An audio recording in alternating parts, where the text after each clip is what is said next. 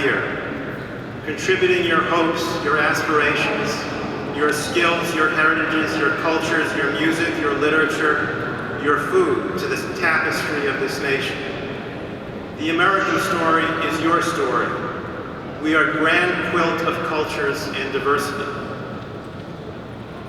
As Director Coven said, you number some 300 from all over the world, from some 53 countries.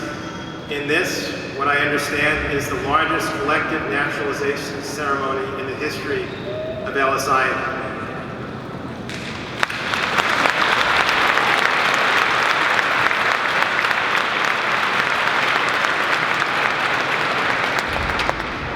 Think of those like you who came through this island, Ellis Island, the gateway of their hopes, often different in their cultures, color, and religion and personal circumstance, often with just pennies to their name.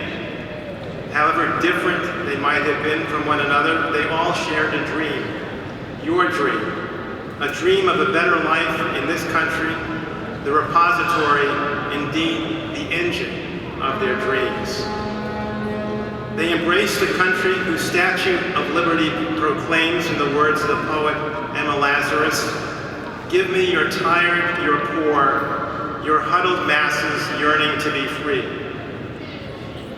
Many of you have come at great sacrifice. I know something about the immigrant experience, being the son of a refugee from Nazi Germany and the grandson of Russian immigrants. I can still hear the accents and voices of my youth. Excuse me. Family members like you, who believed in this country, who with their toil, their sweat, their loyalty, and conviction celebrated being citizens of the United States, who made lives here, who had families of which I am a beneficiary, and of which you and your children will be beneficiaries. Let your children and their children know your stories, be enriched by your cultures, your past, as they enjoy their lives as U.S. citizens. The U.S. story, as I said, is your story. We are a tapestry of cultures. I know our newest citizens, many of whom have had lives scarred by oppression, hunger, war, and fear, understand deeply the values of freedom of speech and worship, the right to vote and change governments peacefully, and the guarantees of due process in a court of law.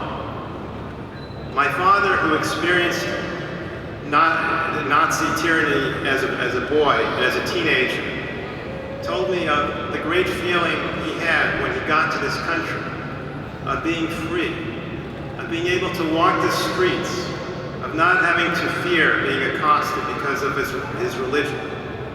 Understanding that past has not only fortified my own resolve to ensure that ours is a country that remains true to its principle of justice for all, I think it has fortified the resolve of so many who've had similar pasts. Too many of us who are native-born take for granted the freedoms we enjoy. For native-born Americans, there is no conscious moment when they choose to be a United States citizen. They are born that way. But for you and the nearly 700,000 new Americans naturalized by federal judges every year, the experience of citizenship is quite different. After intensive study of civics and English, you raised your hand and swore, as you just did, to support and defend the Constitution and laws of the United States against all enemies, foreign and domestic.